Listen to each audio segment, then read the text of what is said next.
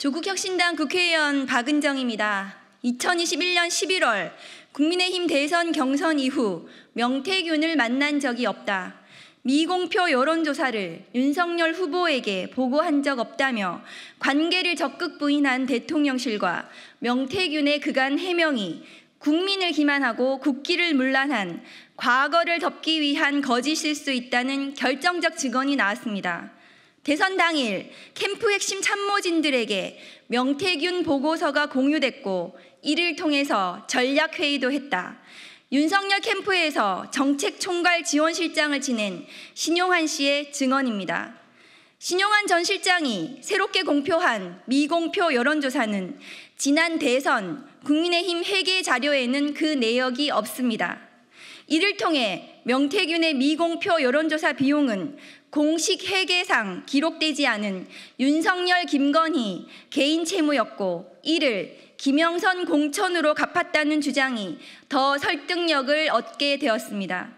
공천 헌금 대가성 여론조사 결과가 사실이라면 이는 뇌물죄 적용이 가능한 범죄 행위입니다. 뇌물죄 중에서도 가장 죄질이 나쁜 수뢰후 부정처사죄를 물어야 합니다.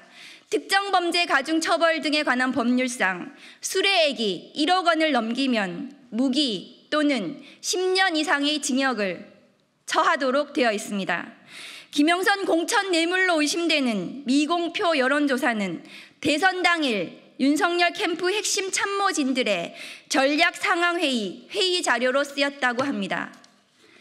당시 윤석열 대선 캠프에서 아침에 진행한 전략 상황회의 멤버로는 윤재옥, 이철규, 김호진, 박민식, 이상휘, 강명구, 김은혜 등 여권 내 핵심 캠프 관계자들이 총망라되어 있습니다. 당시 당무와 선거를 총괄하는 국민의힘 사무총장은 한기호 의원이었습니다. 모두 여권에서 중책을 맡고 있는 분들입니다. 그 책임에서 자유로울 수 없습니다. 명태균을 대선 경선 이후 만난 적이 없다는 윤 대통령의 해명과 달리 명태균 박사발 국정 개입 의혹들로 지난 대선이 무효화될 수도 있는 도둑맞은 대선의 증거들이 쏟아지고 있습니다. 검찰과 공수처는 윤석열 대선 캠프의 정치자금법 위반과 뇌물 혐의를 신속하게 규명해야 합니다. 국민의힘은 지난 대선 과정의 불법을 국민들께 사죄하고 진상규명에 적극 협조해야 할 것입니다.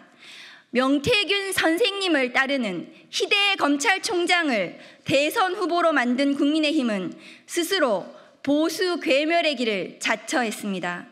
윤석열 대통령이 가는 곳은 검찰이든 보수든 그 문을 닫아야 할 것입니다. 이제 국민의힘은 윤석열 대통령을 제 손으로 도려내야 살 수 있습니다.